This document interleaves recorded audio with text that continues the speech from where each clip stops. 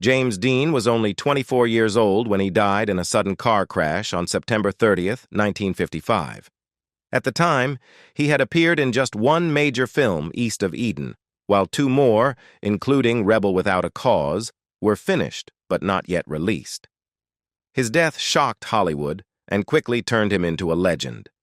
But behind the rising fame and rebellious image was a far more complicated story. So what was really happening in James Dean's life before the crash, and what darker truths have remained hidden behind the legend? These are the tragic details about James Dean. James Dean was born to a would-be bullfrog farmer. James Dean was born in 1931 in Marion, Indiana, to Mildred and Winton Dean. His father worked as a dental technician at the local Veterans Hospital, a job he reportedly found rather unfulfilling. When James was about 3 years old, the family moved roughly 10 miles away to Fairmount, where Winton decided to try his hand at raising bullfrogs, a business venture that, according to biographer David Dalton, did not last long. During the Great Depression, few people could afford frog legs, and the farm quickly failed. After the setback, the family returned to Marion before eventually moving again, this time to Santa Monica, California. The move to California turned out to be an important chapter in James's early life. Dalton describes how his mother, Mildred, devoted much of her time to nurturing his imagination. She created a game in which young James would write down a wish and place it under his pillow before going to sleep. During the night, Mildred would quietly retrieve the note and try to make the wish come true the next day. She also encouraged his creativity in other ways. Mildred built small cardboard theaters so he could stage little performances with dolls, read poetry to him, and introduced him to art and storytelling. She enrolled him in tap dancing lessons and even taught him how to play the violin. James was deeply attached to his mother, and her encouragement played a significant role in inspiring his early interest in acting. How do you tell an 8-year-old boy his mother is going to die? In 1938, James Dean's mother, Mildred, was diagnosed with uterine cancer. As her condition worsened, Dean's paternal grandmother traveled to Santa Monica to help care for her. Sadly, Mildred passed away on July 14, 1940. James was only 9 years old.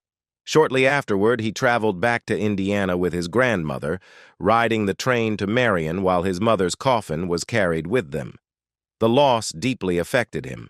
According to accounts from the time, he once broke down crying during class, telling his teacher how much he missed his mother.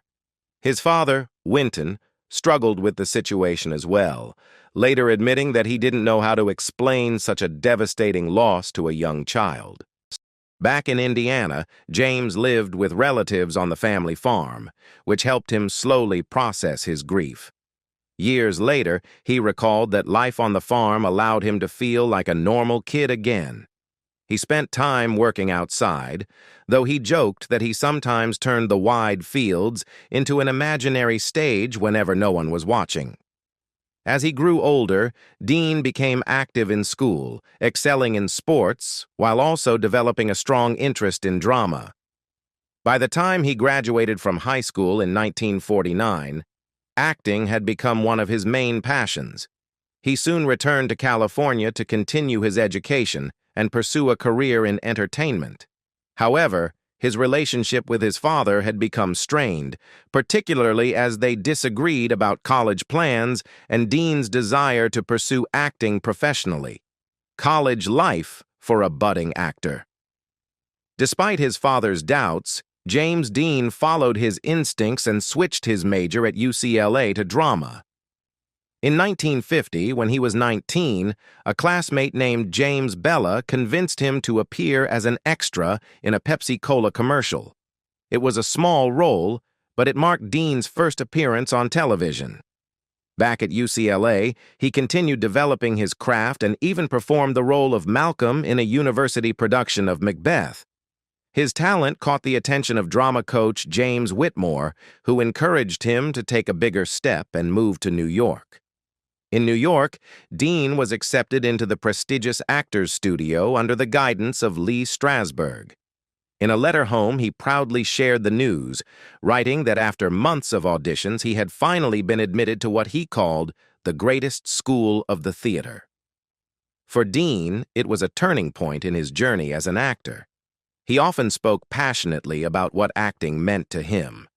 Dean believed that actors had to truly experience life in order to portray it honestly on stage or screen. In his view, an actor shouldn't simply follow a director's instructions word for word. Real acting, he argued, required personal interpretation and emotional truth. That independent mindset, along with his intense dedication to the craft, helped shape the rebellious image that would later define his legend. James Dean was sleeping with sirens of the silver screen. James Dean landed his first credited television role in 1951, playing a character named John in an episode of family theater called Hill No. 1.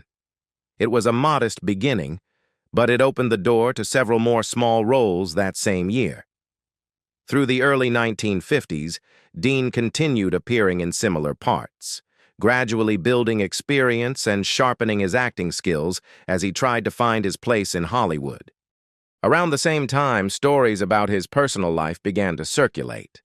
Some biographers later described Dean as living the fast-paced lifestyle typical of young actors trying to break through in Hollywood.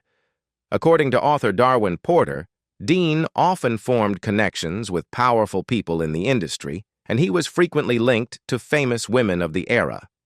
Over the years, rumors connected him to stars such as Joan Crawford, Judy Garland, Marilyn Monroe, and Elizabeth Taylor. One story even claimed that Dean once considered marrying Monroe, though she reportedly believed their intense personalities might ultimately destroy the relationship. There were also whispers about his interest in Elizabeth Taylor during her marriage to Michael Wilding, though nothing serious ever came from it. Despite these rumors, Dean's most meaningful relationship appeared to be with Italian-American actress Pier Angeli. The two met in 1955 while Dean was working on his first major film, East of Eden. Their romance quickly became one of Hollywood's most talked-about relationships. Many believed Angeli's gentle personality helped balance Dean's rebellious nature. But the relationship faced complications from the start. Angeli's mother strongly disapproved of Dean, and Dean himself was uncertain about the idea of marriage, fearing it might limit his freedom. As their careers pulled them in different directions, the relationship began to fall apart. During that time, Angeli started seeing singer Vic Damone and eventually announced that she would marry him. According to one famous story, Dean reportedly rode his motorcycle to the church on the day of the wedding, watching from outside before speeding away after the ceremony ended. Whether the moment happened exactly that way remains debated, but the story became part of the enduring legend surrounding James Dean. Rumors abound that James Dean was gay. After James Dean's death, rumors about his private life began circulating widely in Hollywood. Among the most persistent were claims about his sexuality, with some suggesting he might have been gay or bisexual.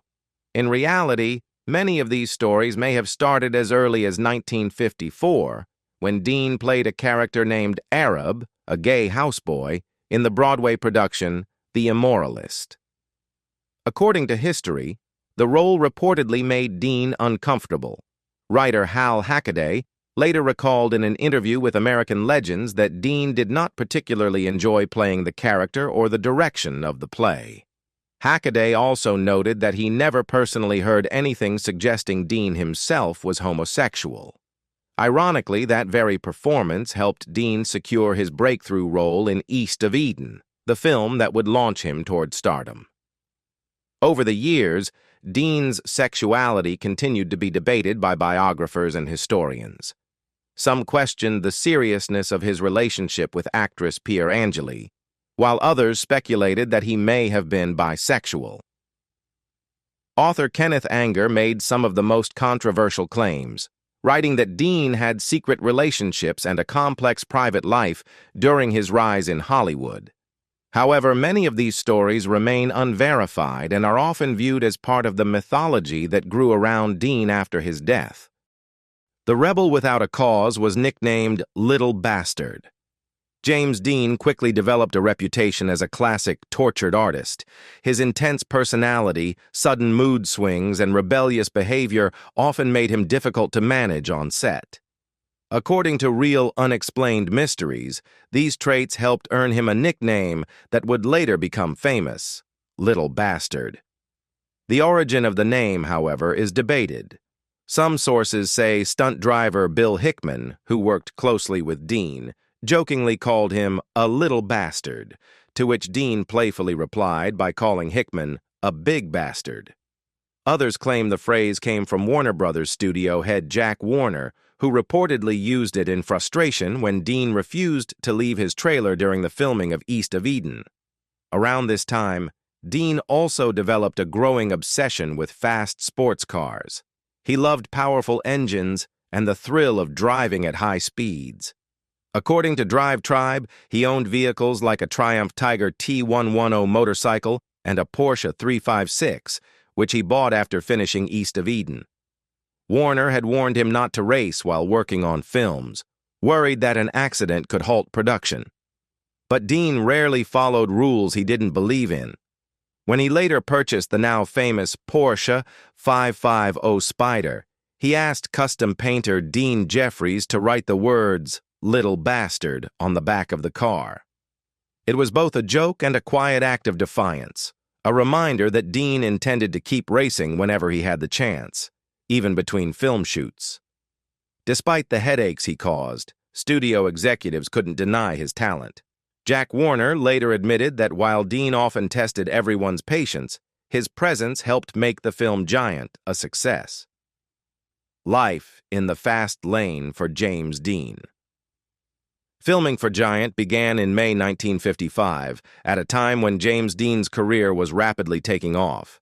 By then, he had already appeared in several television roles and had completed work on Rebel Without a Cause. With his fame growing and money coming in, Dean began indulging one of his biggest passions, fast cars. He started buying more vehicles and soon began racing competitively. He entered 3 major races that year. In March 1955, at the Palm Springs Road Race, Dean finished first in his class and third overall, later moving up to second place after the original winner, Ken Miles, was disqualified. 2 months later, he competed again at Minter Field in Bakersfield, where he once again placed first in his class and third in the event. On Memorial Day, however, his race ended early when a blown piston forced him to withdraw after just 4.5 laps. When production on Giant moved to Marfa, Texas, Dean was required to stop racing temporarily. Director George Stevens made sure Dean's contract clearly banned racing during filming, worried that an accident could halt production. According to reports, the studio even took away Dean's company car after claiming he drove far too fast on local roads. But the restrictions didn't slow him down for long. On September 21, 1955, Dean bought a Porsche 550 Spider, the car that would later become infamous. Both actor Alec Guinness and director George Stevens reportedly warned him about the dangers of the powerful sports car. Stevens even told him he could never drive it on the studio lot again, fearing that his reckless speed might eventually hurt someone. Sadly, those warnings would soon prove hauntingly prophetic. James Dean's death on a lonely highway and a curse. George Stevens' warnings did little to slow James Dean down. On September 30th, 1955, Dean set out in his Porsche 550 Spider, heading toward a racing event in Salinas, California. Riding with him was mechanic Rolf Wutherich. Earlier that day, Dean had already been pulled over and given a speeding ticket while driving along Highway 46 near the small town of Cholame. Not long after getting back on the road, Dean spotted another car approaching the intersection ahead. Seeing the driver begin to turn left onto the highway, Dean reportedly told Wutherich, "That guy's gotta stop." But the other car didn't. The two vehicles collided head-on. The crash threw Wutherich from the car, and he survived with serious injuries. The other driver, Donald Turnipseed, escaped with only minor wounds. Dean was trapped inside the wrecked Spider as it flipped and crashed onto the road. He was rushed to Paso Robles War Memorial Hospital, where he was pronounced dead on arrival. He was later buried in his home state of Indiana. After the accident, Dean's wrecked Spider was briefly displayed, but it soon became surrounded by strange stories and rumors of a curse. Over the years, people claimed that parts removed from the car and installed in other vehicles were linked to additional crashes and injuries. The car itself was later being transported for display when it reportedly disappeared in 1960. Decades later, a 2015 report from Fox Sports mentioned a man named Sean Riley, who believed his father, along with others including custom car builder George Barris, had hidden the car in Washington state. Barris later claimed he owned the Spider, but after his death in 2015, the car's true location remained a mystery. James Dean missed out on his posthumous fame. One of the most tragic parts of James Dean's death is that it made him even more famous.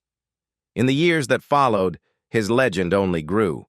He received posthumous Academy Award nominations for Best Actor in both 1955 and 1956 for his performances in East of Eden and Giant, though he did not win either award. According to the Internet Movie Database, his life has since inspired more than 20 books and over a dozen films, not including the many times actors have portrayed him in other productions. Dean's impact also went beyond Hollywood.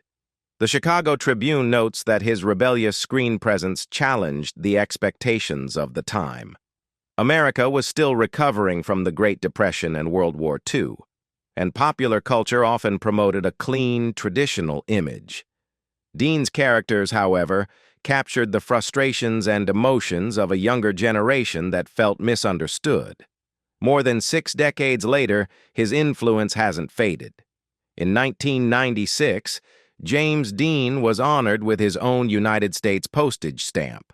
His hometown of Marion, Indiana, still celebrates his legacy every year with events that include a classic car show, a James Dean look-alike contest, 1950s dance competitions, a pet parade, and screenings of his films. Visitors can also stop by a memorial near the site of his childhood home. Although the house itself no longer stands, nearby Fairmount's Historical Museum displays several pieces of memorabilia, including the pants Dean wore in Giant and the speeding ticket he received on the day of the crash that ended his life.